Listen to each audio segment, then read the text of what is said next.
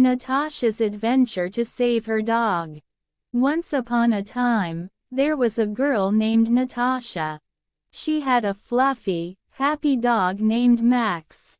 Max was her best friend in the whole world.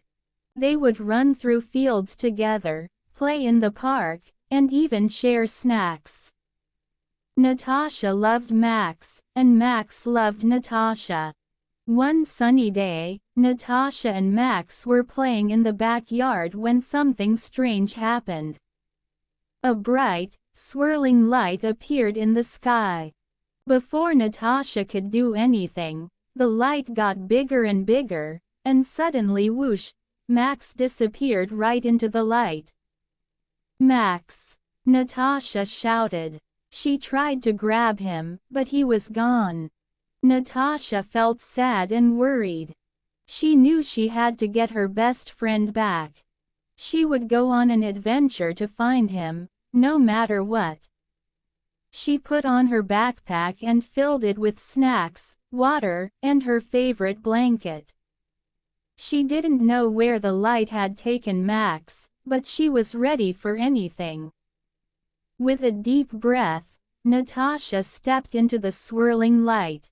When she opened her eyes, Natasha found herself in a magical forest.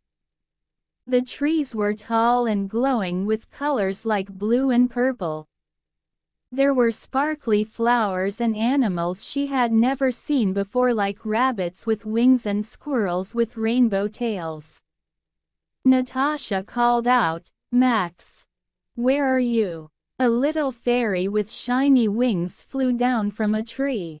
"Are you looking for someone?" the fairy asked. "Yes, I'm looking for my dog, Max," Natasha replied. The fairy thought for a moment. "I saw a dog taken by the wicked wizard. He lives in a big, dark castle on top of the mountain. But beware, he's very tricky."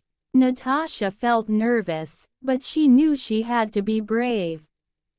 "Thank you," she told the fairy. "I'm going to save Max." The fairy smiled and sprinkled some fairy dust over Natasha. "This will give you courage," she said. Then, she flew away. Natasha started her journey through the magical forest.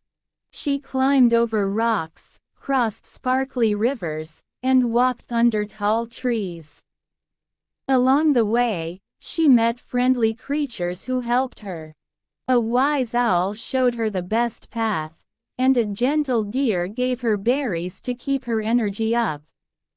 After walking for a long time, Natasha finally saw the dark castle at the top of the mountain. It was tall and spooky, with twisted towers and dark clouds above. Natasha took a deep breath and walked up to the big wooden door. Inside the castle, everything was dark and cold. Natasha called out, "Max! Where are you?" She heard a faint bark.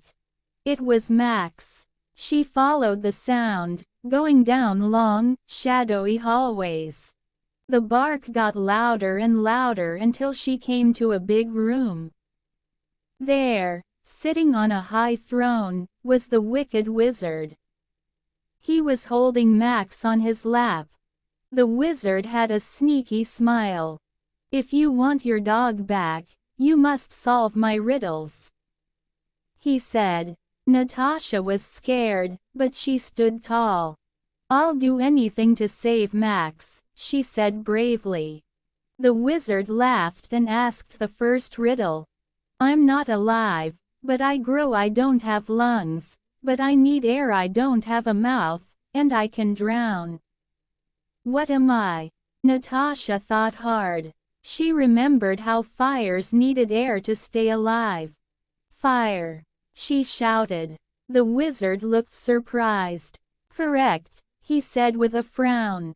Then he asked his second riddle. "I am always running, but I never walk. I have a bed, but I never sleep. What am I?"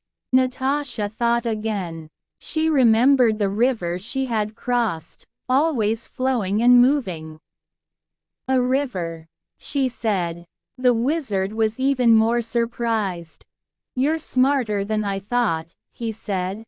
But here is my last riddle. If you get this wrong, you'll never see your dog again. Natasha gulped but stayed calm. The wizard asked, I can fly without wings. I can cry without eyes. Wherever I go, darkness flies. What am I? Natasha thought very hard. She remembered how shadows would follow her, dark and silent. Then she knew the answer. A cloud. She shouted. The wizard's eyes widened in shock. You were right. You have solved all my riddles. With a grumble, he let go of Max. Max ran to Natasha, barking happily. She hugged him tight, feeling so happy and relieved. The wizard waved his hands and said, Now go, before I change my mind. Natasha held Max close and hurried out of the castle.